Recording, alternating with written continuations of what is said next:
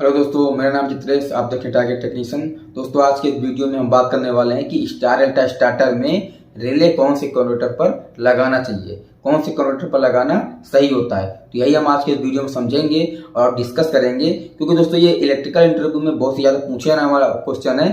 अगर आप एक इलेक्ट्रीशियन है, अगर आप इंटरव्यू देने जा रहे हैं तो आपसे कभी न कभी पूछा जा सकता है कि स्टार डेल्टा स्टार्टर में रिले कौन से कन्वर्टर पर लगाना चाहिए। दोस्तों, चलिए शुरू कर लेते हैं बगैर टाइम वेस्ट किए। दोस्तों देखिए, स्टार डेल्टा स्टार्टर में मेनली 3 कन्वर्टर होते हैं, यानी कि एक मेन कन्वर्टर होता है, एक स्टार का होता है और एक डेल्टा का होता है। ठीक है, 3 कन्वर्टर तो हो गए, स्टार का, मेन और डेल्टा का। अब दोस्तों यहाँ पर आपके मन में क्वेश्चन आना चाहिए कि अगर आपसे इंटरव्यूअर पूछ लिया कि स्टार डेल्टा स्टार्टर को यूज क्यों करते हैं, यूज करने का क्या पर्पज होता है, हम उसको डीओएल से भी चला सकते हैं, तो हम स्टार डेल्टा से ही क्यों चलाते हैं। दोस्तों देखिए, स्टार डेल्टा स्टार्टर का यूज इसलिए करते हैं कि मोटर का स्टार्टिंग करंट को रिड्यूस करने के लिए, यानी कि कोई भी मोटर है उसका स्टार्टिंग करंट को कम करने के लिए। अब वो कैसे होता है, देखिए कोई भी मोटर है, अगर जब मोटर को आप स्टार्ट करेंगे, यानी कि कोई भी मोटर है वो नॉर्मल कंडीशन में है, वो मोटर खड़ी है, उसमें मूवमेंट नहीं हो रहा है। अब जब मोटर को आप स्टार्ट करेंगे तो वह अचानक से स्टार्ट होगा। अब सपोज मान लीजिए कि उस मोटर का आरपीएम जो है वो 1500 आरपीएम है, तो क्या होगा कि मोटर उस 1500 आरपीएम को अचीव करने के लिए पूरी ताकत लगाएगा। ठीक है, तो जब पूरी ताकत लगाएगा तो उस समय मोटर अपने फुल लोड करंट का 5 से 6 टाइम करंट ज्यादा लेगा। ठीक है, कोई भी मोटर है, खड़ी है, अब आप जब उसको स्टार्ट करेंगे, यानी कि एनओ से जब आप उसको स्टार्ट करेंगे तो वह अपने 1500 आरपीएम को अचीव करने के लिए पूरी ताकत से चलेगा।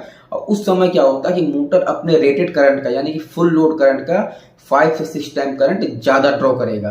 तो इसी करंट को कम करने के लिए स्टार डेल्टा स्टार्टर का यूज करते हैं। ठीक है, अब दोस्तों अगर आप इस तरीके से अगर समझाएंगे तो आपका इंप्रेशन बहुत ही अच्छा होगा और आपके सिलेक्शन के चांसेस और बढ़ जाते हैं।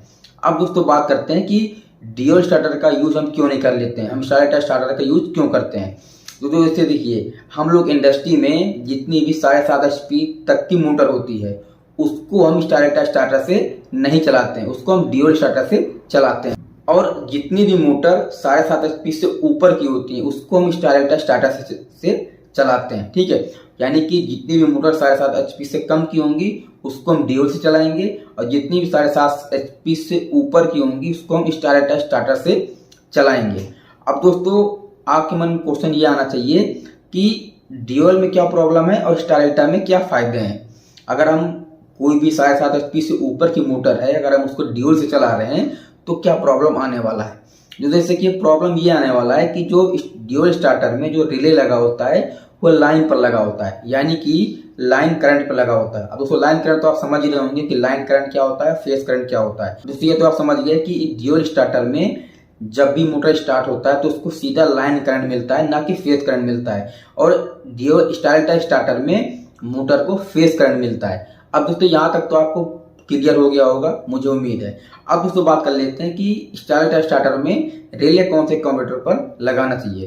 तो दोस्तों देखिए, स्टार डेल्टा स्टार्टर में मेनली 3 कन्वर्टर होते हैं, जैसा कि मैंने आपको पहले बता चुका हूं कि एक मेन कन्वर्टर होता है, एक स्टार का होता है और एक डेल्टा का होता है। अब जब आप मोटर को स्टार्ट करेंगे तो स्टार्ट करते समय मेन कॉन्ट्रैक्टर और स्टार का कॉन्ट्रैक्टर पिकअप होगा, यानी कि होल्ड होगा। दोस्तों 5 से 10 सेकेंड बाद स्टार कन्वर्टर अनहोल्ड हो जाएगा और हमारा मेन कन्वर्टर तो होल्ड ही रहेगा। इसके बाद में डेल्टा कन्वर्टर होल्ड हो जाएगा।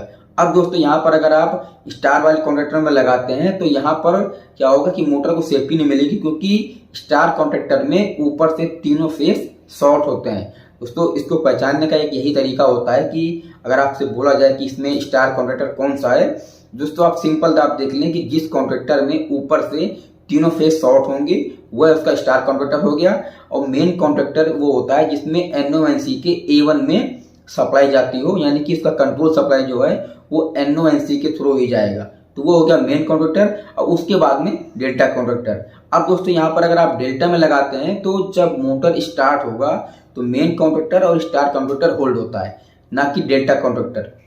ठीक है, तो यहाँ पर कोई भी सेफ्टी नहीं मिल रही है। अब दोस्तों बात बचा मेन कॉन्ट्रैक्टर। तो अब अगर आप रिले को मेन कॉन्ट्रैक्टर पर लगाते हैं तो यहाँ पर मोटर को पूरी सेफ्टी मिलेगी। और रिले जो है हमारा वो फेज करंट पर लगा होता है, यानी कि कॉन्ट्रैक्टर के नीचे। अगर कॉन्ट्रैक्टर के ऊपर लगेगा तो वह लाइन पर लगेगा, अगर कॉन्ट्रैक्टर के नीचे लग रहा है तो वह फेस पर लग रहा है। तो दोस्तों मुझे उम्मीद है कि आपको ये छोटी जानकारी समझ में आया होगा। समझ में आया तो चैनल को सब्सक्राइब करने के बाद बेल आइकन बटन जरूर दबा दीजिएगा।